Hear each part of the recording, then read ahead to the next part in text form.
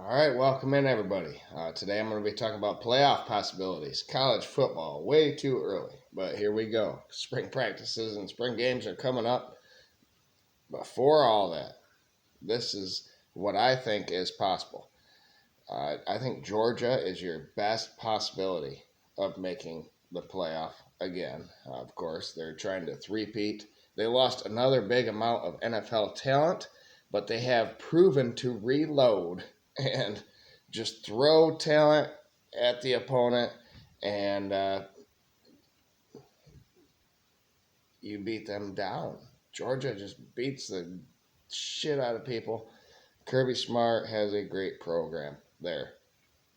They have some experience back, but they lost Stetson Bennett, so we'll see who the quarterback is and how they can move along. Michigan is the second best odds, in my opinion. Michigan also lost possibly 9 people to the NFL, but development of players has been proven here at Michigan. We don't throw talent at them, we throw development and brains at them, I guess, even though we need to get a lot better with the brains. Schematically, we're pretty much one-dimensional, but Corum and Edwards come back, as well as J.J. McCarthy getting a full spring as the starter, and Summer as the starter for the first time in his career. Plus, the offensive line will be elite again, looking for their third straight Joe Moore Award under Sharon Moore. Michigan beat Ohio State in Ohio State by 22 last year. I don't see why anything else changes there. And speaking of Ohio State, I think they have the third best odds of getting into the playoff. They lost Stroud, but they are retaining youth, and they have another year under their belt this season. Wide receivers are up the wazoo, as you can imagine, returning to Ohio State, and Knowles on the defensive side is in his second year, and their schedule is pretty much weak because no one should beat them. Besides Michigan and Penn State. Same for Michigan. No one should beat Michigan except for Ohio State and Penn State. So, Ohio State get in like last season, I think. But if they're up against a one-loss champion in any other conference in the Power 5, I think they might be on the outside looking in, but that's why they're third on the odds, according to me. Oh, by the way, right here is the Big Ten football shirt that I just got gifted, and I love it, and thank you for you who gave it to me. Back-to-back Big Ten football champions, 2021, 2022, and soon to be 2023. Alabama has the fourth best odds, in my opinion. They lost talent just like every year, but I'm starting to doubt the development. The development of the talent. Excuse me. Saban has always been great at that, but it's a little bit lacking. They're leaning a little bit offensive instead of in the trenches and doing the work. Bryce Young was amazing, and that will do that to teams. Just like Ohio State went on a string of great quarterbacks that kind of swayed them away from what actually wins. And it just goes, Michigan has both right now, and that's why I have them winning it all right now. But Alabama, they reload like none other over a period of time. They reloaded every year, and if you're under a rock, you may have missed that, but they are amazing with talent acquisition and development for the most part under Nick Saban. Alabama and Georgia not playing in the regular season helps Alabama as well. They never played. I can't remember the last time that both of them played cross-division games, but that's all about change, right? They're going to pods and stuff. Uh, but this helps both Georgia and Alabama that they don't have to play each other this season. I think the fifth best odds of getting into the playoff is USC. And by the way, last season I had Georgia, Michigan, Ohio State, Alabama making the playoff. 3 of them did. It was Alabama's fault they didn't. What was one of the games they lost to? Tennessee, and then LSU, both last second. Win one of them and they were in. So I got it repeating.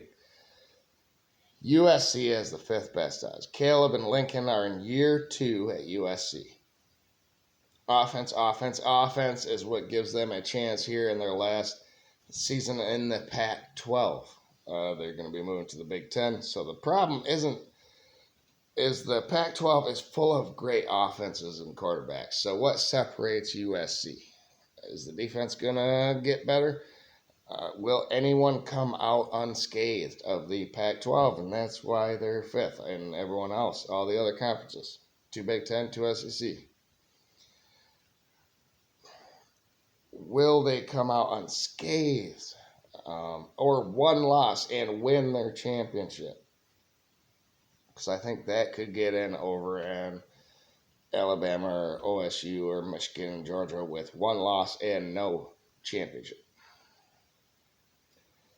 Florida State is number 6 on my odds. It's Clemson or Florida State, right, in the ACC. Offense matters, and Norvell has proved his worth so far. Versus Clemson's best D coordinator ever in the bowl game last season. He was the head coach at Oklahoma. So Clemson doesn't have him anymore, and Florida State destroyed him. Well, not destroyed, it was a respectable game. Venables was at Oklahoma, though. Jordan Travis is back, and the rest of the returning production, I think they could go 12-1 and win the ACC, and that would get them in over, say, in Alabama or in Ohio State. Texas from the Big 12. You got to throw a Big 12 team in there. I think it's along the same lines. With the addition of Houston and UCF and BYU and Cincinnati, it should be just an awesome experience in the Big 12. I can't wait to see all them teams play the existing Big 12 teams. It'll be fun. But is there an elite team? Elite teams run through the conference, no matter how many good teams there are. Big 12 is chock full of them. It's going to be hard for anyone to come out of there unscathed, but I think probably the best possible option is Texas. And Texas is chock full of talent as always. They can develop, and can they develop, and can Ewers or Manning elevate the program to the next level? Any 1 loss or undefeated conference champ has a chance.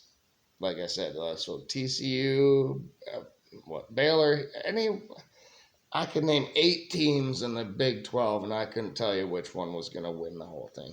It's unbelievable.